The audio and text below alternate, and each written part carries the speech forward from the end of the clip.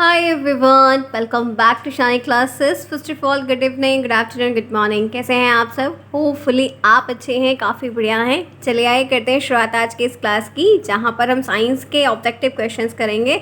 आप लोगों को भी ऑब्जेक्टिव करने में काफ़ी इंटरेस्ट लगता है, ये मुझे देख के तो समझ में आता है। जैसे कि आपकी प्रेजेंस रहती है, आप लोग को ये ध्यान रखना कि सिर्फ ऑब्जेक्टिव ही नहीं आएंगे, सारे क्वेश्चंस आएंगे, हर टाइप के आएंगे, तो आपको हर टाइप में इंटरेस्ट रखना होगा फ्रेंड्स। इसलिए ध्यान रखिए कि सिर्फ ऑब्जेक्टिव ही नेसेसरी नहीं होता। बाय द वे, कैसे हैं आप सब? उम्मीद है कि मेरे फ्रेंड्स, शालिनी क्लासेस के फ्रेंड्स ऑल सबके बहुत अच्छे हैं, काफ़ी बढ़िया हैं। आप लोग पढ़ाई अच्छे से कर रहे हैं, काफ़ी कुछ हमारा चल रहा है। आज की जो क्लास है, यहाँ पर हम काफ़ी इंटरेस्टिंग तरीके से बहुत कुछ डिस्कस करने वाले हैं। चलते हैं, देखते हैं बहुत ही अच्छे क्वेश्चंस को, जो कि आपके साइंस के ऑब्जेक्टिव क्वेश्चंस होंगे। उम्मीद है कि आपकी बहुत ज़्यादा हेल्प हो जाएगी और आपके ही सिलेबस में जितनी चीज़ें दी गई उसी के अकॉर्डिंग हम प्रश्न यहाँ पर करने वाले हैं। आप जुड़े हैं मेरे साथ, मैं हूँ शालिनी, सभी का स्वागत है शालिनी क्लासेस में। आपने ऑलरेडी काफ़ी कुछ पढ़ रखा है, जो भी रिवीजन आपका हो पा रहा है बेस्ट से बेस्ट है कि आप लास्ट टाइम में ऐसे पॉइंट्स को फिगर आउट करके रिवीजन कर लीजिए। आपके लिए काफ़ी वैल्यूएबल होगा और चीज़ें काफ़ी आसान हो जाएंगी आपको आपके पेपर के दिन। तो चलते हैं, शुरुआत करते हैं आज की इस क्लास की। आज हम साइंस को ऑब्जेक्टिव क्वेश्चंस यहाँ पर करेंगे। सबसे बड़ा क्वेश्चन आपके सामने स्क्रीन पर है, बिल्कुल भी टाइम को वेस्ट नहीं करेंगे, फटाफट क्लास को ज्वाइन करिए। टेलीग्राम से कनेक्टेड है तो आपको लिंक और नोटिफिकेशन सब कुछ प्रॉपर टाइम टू टाइम मिलेगा। क्वेश्चन नंबर 1 है, विज्ञान के अध्ययन से दूर किया जा सकता है। साइंस के स्टडीज से क्या चीज़ दूर की जा सकती है? अगर आप साइंस पढ़ रहे हो, साइंस की नॉलेज है, तो आपसी मन मुटाव आपका दूर हो जाएगा, पुरानी मान्यताएं आप दूर हो जाएंगी, अंधविश्वास दूर हो जाएगा। इनमें से कोई नहीं। साइंस और अध्यात्म को लेकर बहुत सारे झगड़े हमेशा से देखने को मिलते हैं, तो वही चीज़ आपसे यहाँ पर पूछी जा रही है, तो क्या होगा ये आप मुझे बताइए। विज्ञान के अध्ययन से, अगर आपको साइंस की नॉलेज है, उस एरिया में आपकी एक्सपर्टीज़ है, कह सकते हैं, चीज़ें हैं, तो क्या होगा? आपका अंधविश्वास दूर हो जाएगा। ठीक है, ध्यान रखना। इसी के साथ नेक्स्ट आइए, विज्ञान के अध्ययन से किया जा सकता है। अगर आप साइंस पढ़ रहे हैं, पढ़ा रहे हैं, तो आप क्या कर सकते हैं? पहला, छात्रों की कार्य क्षमता में वृद्धि। जो स्टूडेंट होते हैं उनकी जो वर्किंग लाइफस्टाइल होती है उसमें ग्रोथ कर सकते हैं। प्रजातांत्रिक नागरिकता का विकास कर सकते हैं। सार्वभौमिक दृष्टिकोण का विकास कर सकते हो। उपरोक्त सभी। तो क्या होगा? अगर आप साइंस की तरफ हैं, साइंस को ध्यान में लेकर चल रहे हैं, तो सब कुछ कर सकते हैं। डी ऑप्शन सही है, ये भी आपका सही है, ये भी आपका सही है, ये भी इवन आपका सही है। तो दूसरे में डी ऑप्शन जिन्होंने चूज़ किया है, आपका द ऑप्शन उनका सही है। नेक्स्ट आइए तीसरा, वह विधि जिसे वैज्ञानिक अपनाते हैं। एक ऐसी विधि जिसे वैज्ञानिक अपनाते हैं वो क्या कहलाती है? मनोवैज्ञानिक विधि, गणितीय विधि, वैज्ञानिक विधि, उपरोक्त सभी। तो जिसको वैज्ञानिक अपनाते हैं, साइंटिस्ट ऑब्जर्व करते हैं, वो वैज्ञानिक विधि है जिसको वो लेते हैं। साइंटिफिक नॉलेज होती है, तरीके या विधियाँ कह सकते हैं। नेक्स्ट क्वेश्चन, विज्ञान की देन है, साइंस की देन क्या होती है? चिंतन की एक प्रविधि है। जी, क्या चिंतन की एक प्रविधि है? नवीन ज्ञान अर्जित करने का साधन है। प्राकृतिक शोध का बोध का एक माध्यम है। और उपरोक्त सभी। फोर्थ में क्या होगा? तो ध्यान रखिएगा कि विज्ञान की जो देन है, विज्ञान की जो चीज़ें हैं, ठीक है, वो आप उपरोक्त सभी यहाँ पर आपको सही लग रहा है, सही है। क्यों? चिंतन की एक विधि है, क्योंकि हाँ भाई, आपको प्रॉब्लम में पढ़ते हो तभी आप सोल्यूशन खोजते हो। आप ऐसे सोल्यूशन नहीं बना रहे हो किसी चीज़ का, आप जब प्रॉब्लम में पढ़े तब हम उसका सोल्यूशन खोज रहे हैं। तो चिंतन की बात तो हो गई, सोचने की चीज़ें तो इसमें आ ही गई, नवीन ज्ञान अर्जित करने की चीज़ें भी इसमें आ गई, नया खोज रहे हैं, नया सर्च कर रहे हैं, ये सब चीज़ें इसमें आ गई। और प्राकृतिक, वो जो नेचर में है, जेनेटिक है, नेचुरल है, वो भी चीज़ें इसमें आ गई। तो ये सब कुछ आपको ध्यान में रखना होगा। आगे आइए, फिफ्थ देखिए, वैज्ञानिक दृष्टिकोण का अर्थ है। वैज्ञानिक दृष्टिकोण का जो पॉइंट ऑफ व्यू है वो क्या है? केवल पुरानी परंपराओं को बदलना, केवल पुरानी मान्यताओं को बदलना, पुरानी परंपरा और मान्यताओं को चेंज करना, इनमें से कोई नहीं। फिफ्थ में क्या होगा? तो वैज्ञानिक दृष्टिकोण का अर्थ जो होता है उसका मतलब यहाँ पर है कि जो चीज़ें केवल वाली होती है वो हमेशा निगेटिव में आती हैं। तो ध्यान रखना कि केवल वाले ऑप्शन के साथ मत जाया करिए। पुरानी परंपरा और मान्यताओं को बदलना, उसमें कुछ चेंजेस ले आना, जो पुराने दृष्टिकोण से चला आ रहा है, पुराने समय से होता आ रहा है, उसमें आपने चेंज करना। वही आपने उसमें क्या किया? अपडेट किया, उसमें कुछ एडवांसमेंट लाई। इसी के साथ नेक्स्ट आइए, प्रयोगात्मक कार्य से विकास होता है किस चीज़ का? निरीक्षण कुशलता का होता है, चिंतन कुशलता का होता है, तर्क का होता है, उपरोक्त सभी। प्रयोगात्मक कार्य से डेवलपमेंट जो होता है वो किस चीज़ का होता है और क्या होता है? सिक्स्थ का राइट ऑप्शन क्या होगा? बताइए। तो यहाँ पर ध्यान रखिएगा कि आप जब कोई वर्क की चीज़ें कर रहे हो, यानी कि लैब कर रहे हो, प्रैक्टिस कर रहे हो, वर्कशॉप में हो, कुछ भी हो, तो आपको उपरोक्त सभी हो चिंतन की कुशलता का भी विकास होगा, निरीक्षण होगा, ऑब्जर्वेशन आप करेंगे, तर्क भी करेंगे कि ये चीज़ें कैसे हुई, ये कैसे हाउ इट वर्क कैसे कर रहा है। इसी के साथ नेक्स्ट आइए 7th क्वेश्चन स्क्रीन पर है। प्रयोगात्मक कार्य से होती है, क्या होती है? किसी सिद्धांत की सत्यता की जांच, प्रूफ होता है कि ये जो प्रिंसिपल बनाया गया क्या ये वाकई में वर्किंग है। सहयोग की भावना जागृत होती है, साधन संपन्नता आती है, उपरोक्त सभी जो एक्टिविटी की वर्क चीज़ें हैं, लैब की हैं, ऐसी कुछ भी चीज़ें आपको देखने को मिलती हैं तो वो क्या हैं। तो ये ध्यान रखना है कि आपके इस क्वेश्चन के लिए आपका डी ऑप्शन सही होगा, जहाँ पे आपके साधन की संपन्नता को, सहयोग की भावना को, शेयरिंग को, सिद्धांत को, इन चीज़ों को ध्यान में रखना होगा। तो साथ में आपका डी ऑप्शन जो 4th है वो एकदम करेक्ट है, बाकी आपके ऑप्शन सही है। नेक्स्ट आइए, जिन वस्तुओं का निर्माण मनुष्य अपनी बुद्धि और कुशलता से करता है, जो भी वस्तुएं थिंग्स होती हैं मनुष्य अपनी बुद्धि और कुशलता से करता है, उसे क्या कहलाते हैं? तो उसे प्राकृतिक वस्तुएं कहते हैं, मानव निर्मित, प्राकृतिक और मानव निर्मित, और इनमें से कोई नहीं। 8th में क्या होगा? जिन वस्तुओं का निर्माण मनुष्य अपनी बुद्धि, अपनी इंटेलिजेंस और अपनी कुशलता से करता है वो चीज़ें क्या कहलाती हैं? तो यहाँ पर 8th का जो राइट ऑप्शन है वो मानव निर्मित वस्तुएं होती हैं, मैन मेड होती हैं, जो ह्यूमन बींग्स बनाते हैं, हम और आप जैसे मनुष्य ही उन चीज़ों को अपनी इंटेलिजेंस और अपनी कुशलता के थ्रू में बनाते हैं। ठीक है, आगे बढ़ते हैं इसी के साथ नेक्स्ट, समाप्त होने वाले संसाधन क्वेश्चन आएंगे। ये question renewable, non renewable energy जो इंग्लिश में होती है वही है। तो पेट्रोलियम है, ऊर्जा है, मिट्टी है, चट्टान है, समाप्त होने वाले संसाधन। 9th में क्या होगा? तो ध्यान रखिएगा आपका ए ऑप्शन जो पेट्रोलियम यहाँ पर दिया गया है ये आपका सही है। समाप्त होने वाले संसाधन है पेट्रोलियम आता, ऊर्जा, मिट्टी, चट्टान ये चीज़ नहीं समाप्त होते। आगे बढ़िए, स्वनिर्मित सामग्री से विकास है, क्या होता है? विकास होता है किसका? मानसिक का, शारीरिक का, मानसिक शारीरिक दोनों का, इनमें से कोई नहीं। स्वनिर्मित सामग्री का विकास होता है किससे? ऐसी चीज़ें डेवलप होती हैं, इनसे क्या चीज़ें इस लेवल पे बनती हैं? तो मानसिक और शारीरिक दोनों। ठीक है, आपका सी ऑप्शन 10th के लिए करेक्ट होगा। हम आगे बढ़ते हैं इसी के साथ, चलते हैं देखते हैं 11th क्वेश्चन। आइए देखते हैं, पृथ्वी पर पाए जाने वाले पदार्थों को विभाजित किया जाता है किस में? सजीवों में, मृतकों में, निर्जीवों में, उपरोक्त सभी किस में? 11 में जो राइट आंसर होगा, पृथ्वी पर पाए जाने पदार्थों को उपरोक्त निर्जीव की कैटेगरी निर्जीव में, सजीव की और डेड डिकेइंग की मृतकों में ही आती, मतलब सब डिवाइड है, कुछ एक जैसा इसमें मिला हुआ नहीं है। सजीवों में पाई जाती है, क्या पाई जाती है? कोशिकीय संरचना, विभिन्न भागों के जुड़ने से संरचना, कोड़ों के जुड़ने से संरचना, इनमें से कोई नहीं।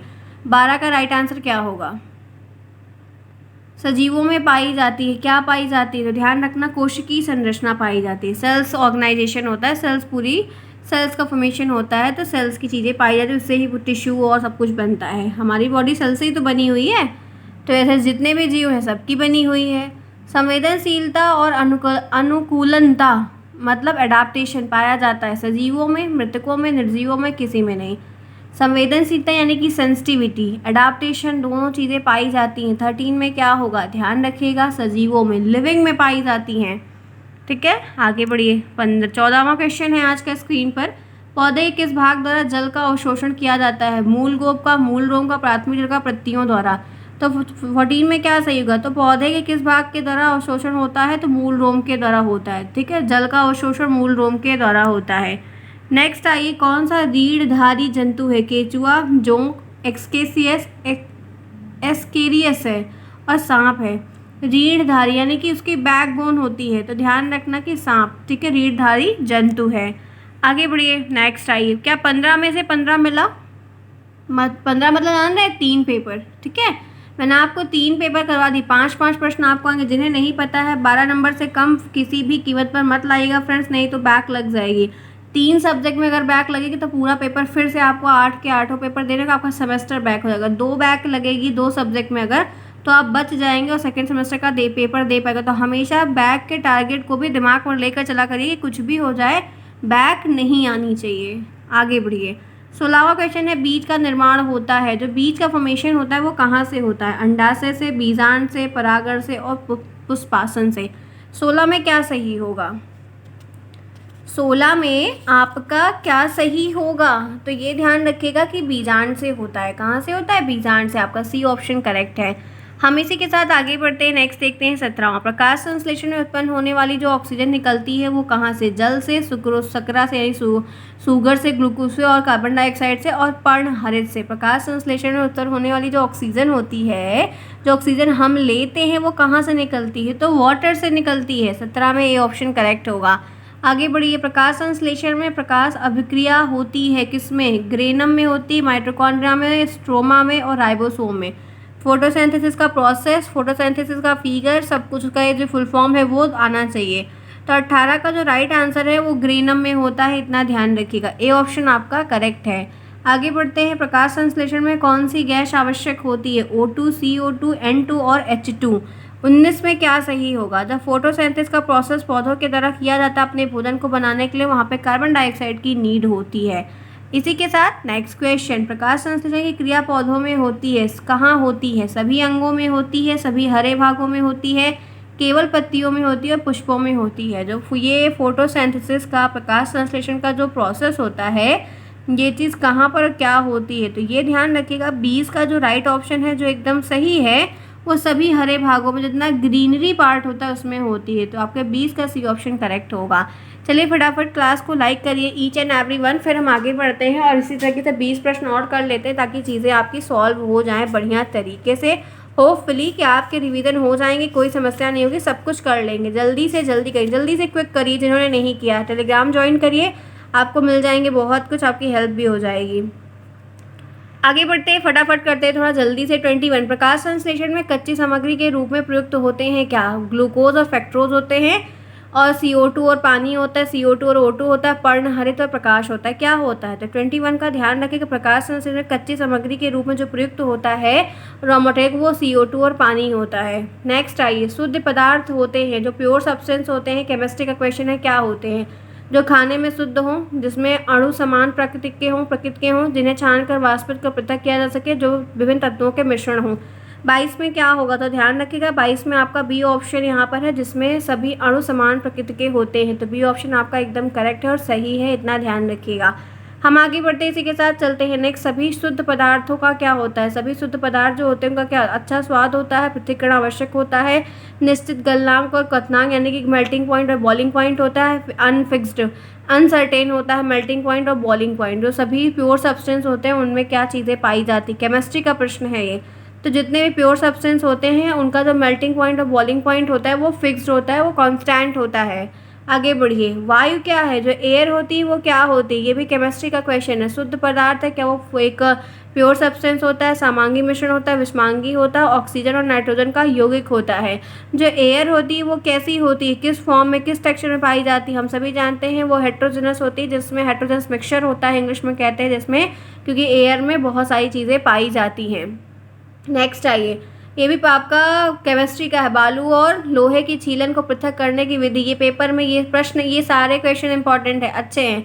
बिन कर, चुंबकीय पृथक्करण के द्वारा फटक कर और चाल कर। बालू और लोहे की छीलन, बालू में अगर लोहे की छीलन पड़ी हुई उसको अलग करने के लिए जो प्रोसेस है वो क्या होता है? तो ध्यान रखिएगा कि चुंबकीय पृथक्करण के द्वारा वो चुंबक में बालू के वो लोहे के छीलन चिपक जाएंगे और वो बालू से बाहर आ जाएंगे। तो 25 में सी ऑप्शन होगा। आगे बढ़ते हैं। नेक्स्ट देखिए, ऊर्ध्वपातन, थोड़ा सा कम देख लो, ब्लर है। ऊर्ध्वपातन पदार्थ नहीं है, नौसादर है, कपूर है, आयोडीन है, नमक है। 20 में क्या होगा? जल्दी से बताइए। सॉरी 26 है। तो ध्यान रखिएगा कि नमक यहाँ पर नहीं है, बल्कि आयोडीन भी है, कपूर भी है और नौसादर भी है। जो सॉलिड फॉर्म में होता है डायरेक्टली वो गैस के फॉर्म में चेंज होता था, लिक्विड में चेंज नहीं होता। तो सब्लिमेशन का प्रोसेस का क्वेश्चन बनता है, तो ध्यान रखिएगा। आयु में ऑक्सीजन का जो परसेंट है, एयर में जो ऑक्सीजन का एक प्रतिशत है वो कितना है? 21%, 0.3%, 78%, 0.7%। जो एक प्रेजेंस रेट होती है एयर में ऑक्सीजन की वो कितनी है?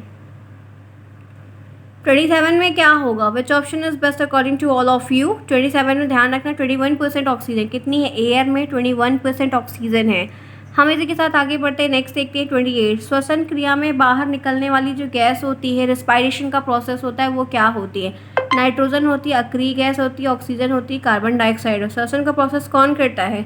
सारे लिविंग बींग करते हैं। आप लोग करते हैं या नहीं करते? बिल्कुल करते होंगे, क्योंकि मैं तो करती हूँ, क्योंकि मैं लिविंग हूँ।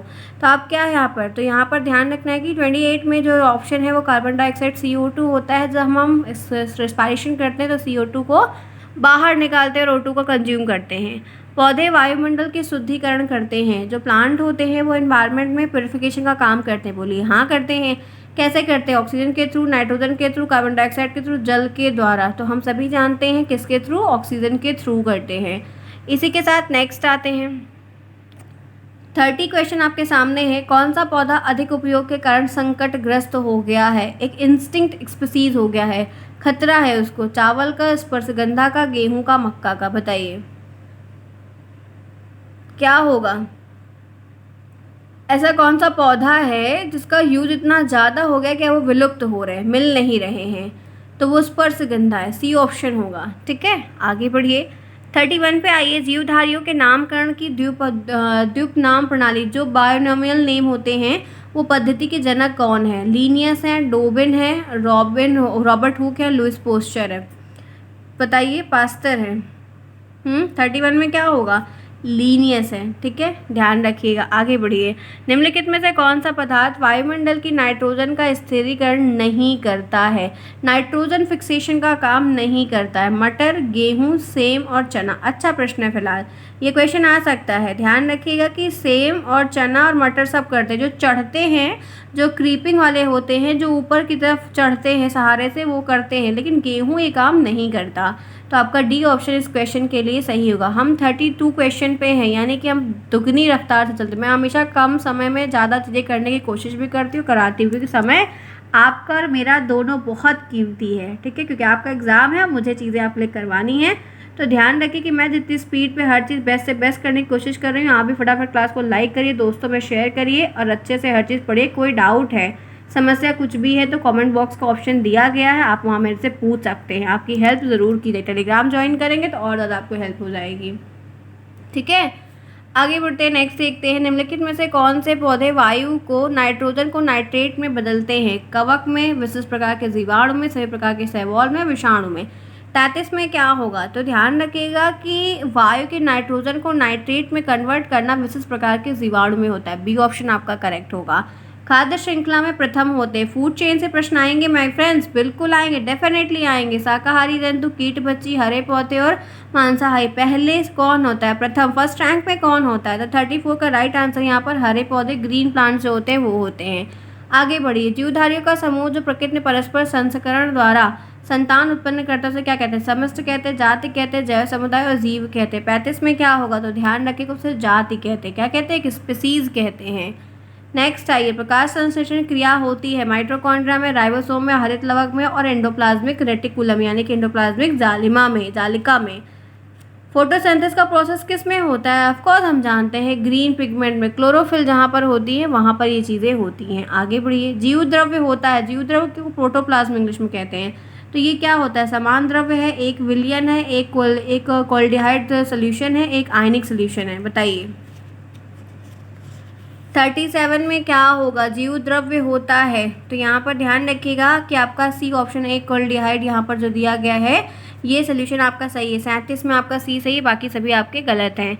यहाँ पर दिया है 38। मंडल ने अपने आनुवंशिकता के प्रयोग जिस पौधे पर किए थे उसका नाम क्या है? तो गुड़हल है, गुलाब है, गेंदा है, मटर है।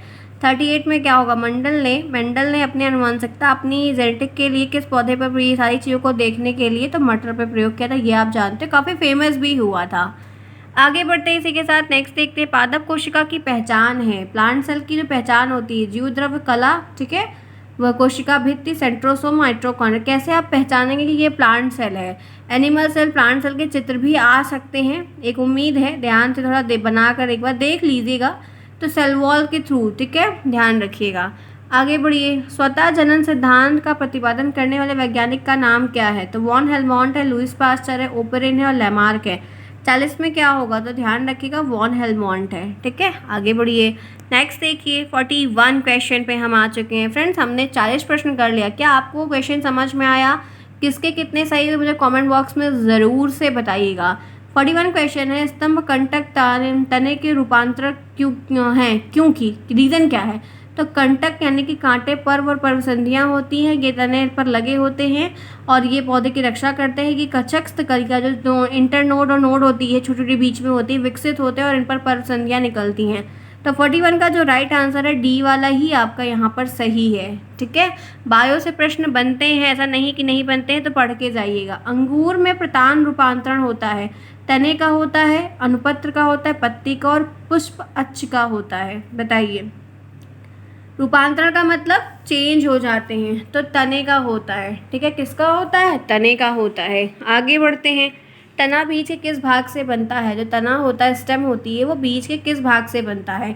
मूलांकुर से, बीजपत्र से, प्रांकुर से और संपूर्ण बीज से। जो स्टेम होती है वो किससे बनती है? तो ध्यान रखिएगा, प्रांकुर से बनती है। आपका बी ऑप्शन करेक्ट होगा। ठीक है, 43 में बी है, गेहूं की जड़ में संवहन फूल किसके प्रकार के पाए जाते हैं? तो गेहूं की जड़ में एक घेरे में आरी, ब्राह आदि द्वारक होते हैं, एक घेरे में।